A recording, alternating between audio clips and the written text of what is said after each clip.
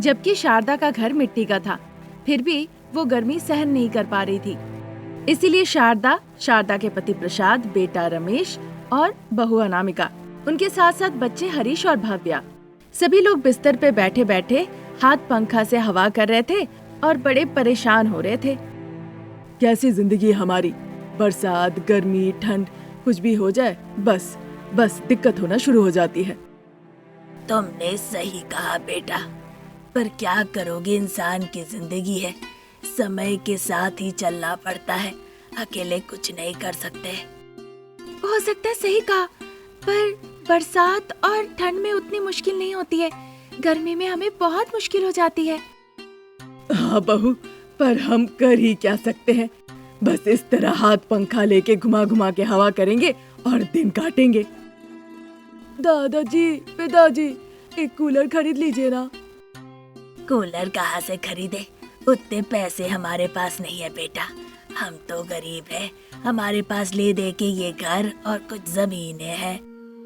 दादाजी, ये गर्मी सहा नहीं जा रहा है, मैं और भैया हम दोनों हमारे खेत के कुएं के पास जाकर बैठते हैं। इसी बीच अनामिका घुस के कहने लगती है, कोई अभी कहीं भी नहीं जाने वाला है, अभी तुरंत मैं सभी को ठंडा कर देती हूँ। हमारे लिए कोल्ड ड्रिंक ला रही हो क्या माँ? नहीं। तो क्या गन्ने का जूस ला रही हो बहू? नहीं माँ जी। इस तरह से कहने पे भव्या सोचने लगती है, फिर उसे तरबूज याद आता है। मुझे पता है माँ क्या लाने वाली है, जिससे ठंडा ठंडा महसूस होगा। क्या है वो बहन? क्या है वो? माँ तरबूज काट के उसे छोटा छोटा टुकड़ा करके हमें देने वाली है। नहीं बेटा।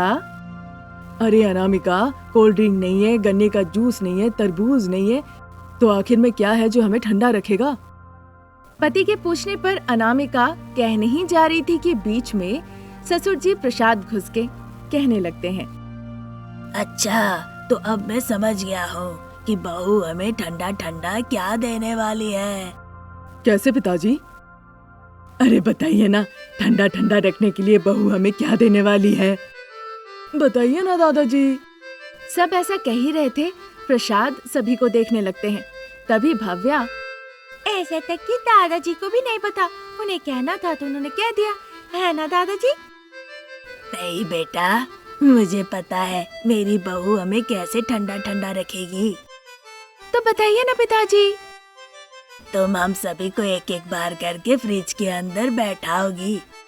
उनकी बातें सुन के सभी लोग जोर जोर से हंसने लगते हैं। सब्जी फ्रिज में ठंडा नहीं हो रहा है, वो हमें ठंडा रखने के लिए एक एक करके फ्रिज में बैठाएगी। हाँ। फिर इस बात को सुन के रमेश, बच्चे और शारदा जोर जोर से हंसने लगते हैं। फिर थोड़ी देर बाद अनामिका कहती है, बहुत हंसी मजाक हो गया, अब मैं आप लोगों को बताऊंगी नहीं, अब मैं आप लोगों को दिखाऊंगी। ऐसा कहकर अनामिका घर से बाहर जाती है और अपने गली में एक बेंच जैसा था, वहाँ एक पेड़ के नीचे बैठ जाती है। अगले दिन अनामिका अमीर सुमति के घर जाती है, जहाँ वो नौकरानी का काम किया करती थी। वहाँ वो बर्तन धोती है, वहाँ के कपड़े साफ करती है। फिर सुमति जो एसी के पास बैठी हुई थी, उसके पास आती है। सारे काम हो गए अनामिका? हाँ, हो गया है मालकिन। तुम मुझसे कुछ कहना चाहती हो क्या? हाँ मालकिन। कहो अनामिका, तुम्हें पैसे चाहिए क्या? पैसे तो चाहिए मालकिन, और पैसों के साथ साथ वो पुराना वाला आपने कहा था ना ले जाने के लिए, वो भी चाहिए मुझे। उसका नाम क्या है अनामिका? वो आपने कहा था ना, टब, बात, वही कुछ तो है। बात टब? हाँ हाँ मालकिन। ठीक है, ले लो, और हाँ, पैसे भी ले लो। कितने चाहिए तुम्हें? अभी के लिए 1000 ही काफी है मालकिन। ठीक है, तुम यहीं रुको, मैं पैसे लेकर आती हूँ। ऐसा कहकर सुमति पैसे लेने अंदर चली जाती है। अनामिका वहीं पे खड़ी रहती है।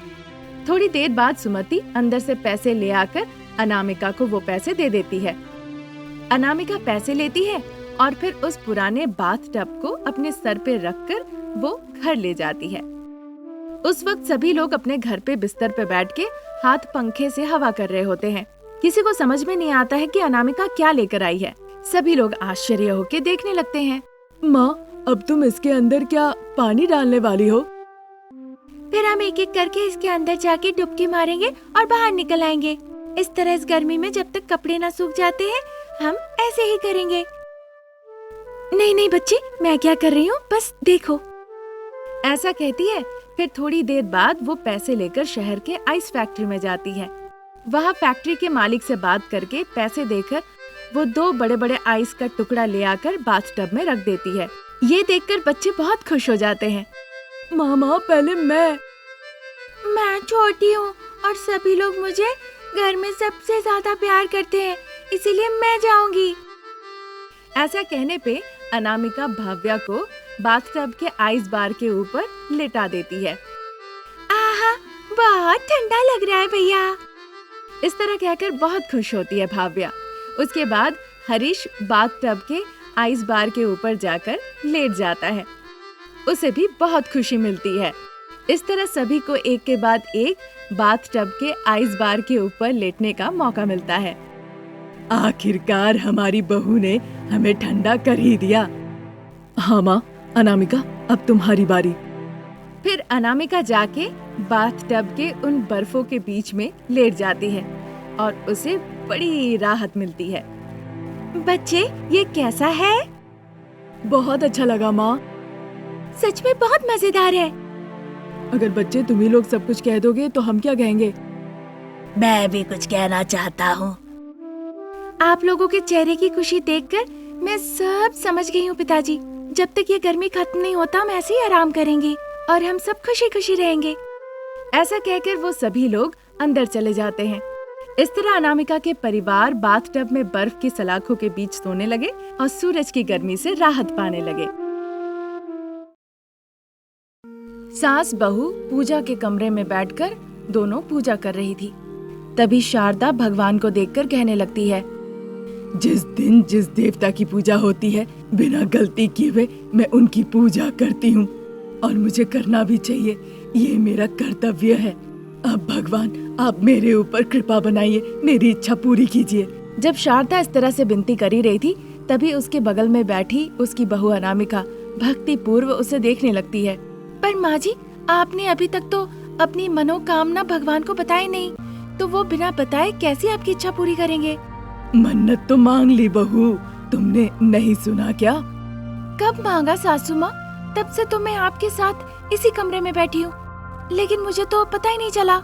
मैं हमेशा अपने परिवार की सलामती की ही कामना करती हूँ बहू। पर हमारे परिवार में तो सब कुशल मंगल ही है माँ जी। अनामिका की ऐसी बातें सुन के शारदा थोड़ी चिढ़ गई। मैं भी यही चाहती हूँ बहू, हमेशा इसी तरह खुशी बने रहे, उसने कहा।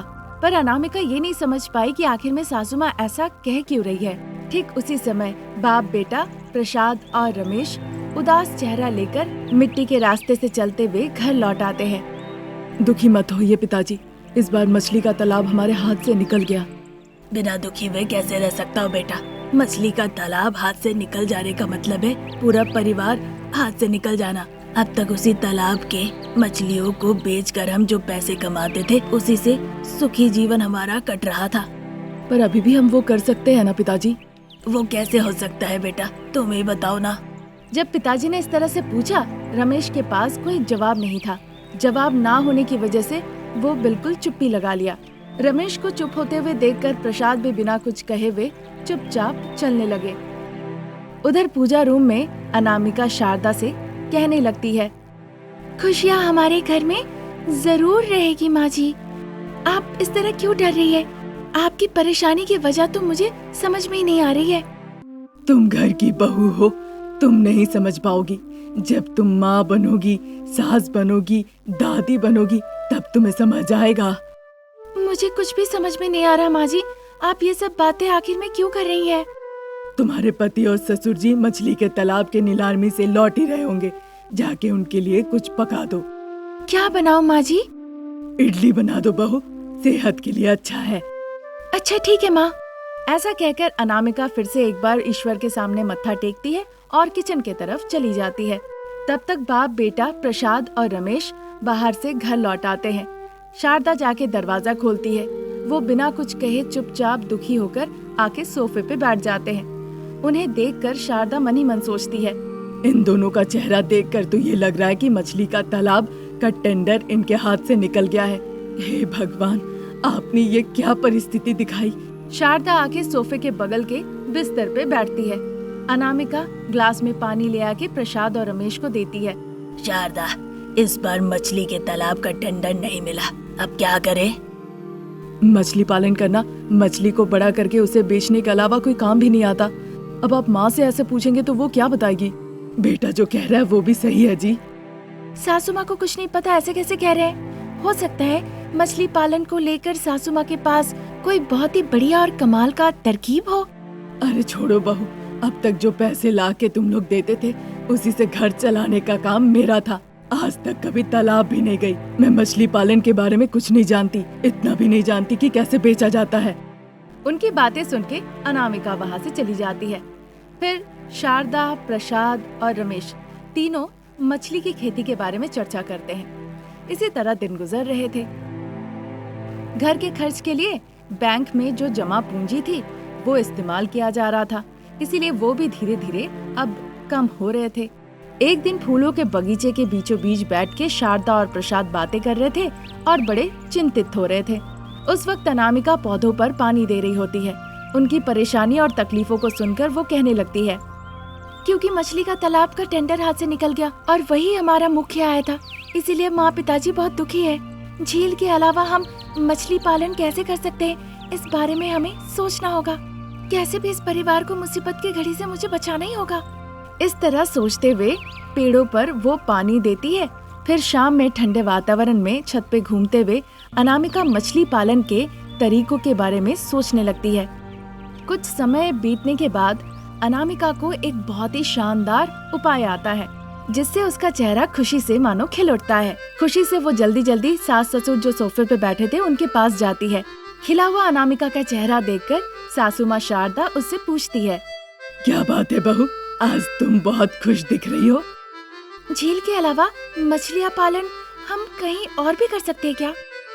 अभी तक तो ऐसा सुझाव किसी को नहीं आया। मछली पालन के लिए लोग तालाब, पोखर या खेतों का ही इस्तेमाल किया करते हैं। फिर तो हम घर के पास में ही जो मैदान है उसमें एक बड़ा सा राउंड टैंक लगाकर उसी में मछलियाँ पालन कर सकते हैं ना? राउंड टैंक, ये क्या है बेटा? उनके पूछने पे अनामिका उन्हें इस तरह से समझाई ताकि वो अच्छे से समझ जाए और आसानी से सारी चीजों का वो बंदोबस्त भी कर सके। उसकी बातें सुन के शारदा और प्रसाद बहुत खुश हो जाते हैं। तुमने बहुत अच्छी परिकल्पना की है, मेरा आशीर्वाद है बेटा। उसकी बहुत तारीफ करते हैं। थोड़ी देर में ही रमेश भी घर लौट आता है। अनामिका उसे भी अच्छे से समझाती है। सुन के रमेश भी बहुत खुश हो जाता है। 2-3 दिनों के अंदर ही वो अपने घर पर ही एक राउंड टैंक का बंदोबस्त करते हैं। शारदा और अनामिका मिलकर उस टैंक में पानी भर देती है। प्रसाद और रमेश बाजार जाके मछलियाँ और सारी जरूरतमंद चीजें ले आते हैं। फिर मछलियों को टैंक में छोड़ देते हैं, खाना देते हैं और सावधानी के साथ उन्हें पालते हैं। कुछ ही दिनों में मछलियाँ भी बड़ी हो जाती है। प्रसाद और रमेश अपने जान पहचान के सभी लोगों को फोन करते हैं। हेलो सुंदर, हमने अपने ही घर में मछली पालन की है, अगर जरूरत पड़े आना और सभी को ये बात बताना। इस तरह प्रसाद अपनी मछली पालन की बात सुंदर को बताते हैं। इस तरह बाप बेटे ने कई लोगों को फोन किया। रमेश भी अपने जान पहचान में कई लोगों को इस बारे में बताया। बहू अनामिका घर के बाहर मछली बेचने का एक बोर्ड भी लगा देती है। मछली बेचकर जो पैसे कमाते हैं उससे वो परिवार बहुत ही खुशहाल हो उठता है और इस तरह अक्लमंदी दिखाकर वो घर पर ही मछली पालन करने लगते हैं। आज की कहानी यहीं तक। नई कहानी लेके फिर हाजिर होंगे। नमस्कार।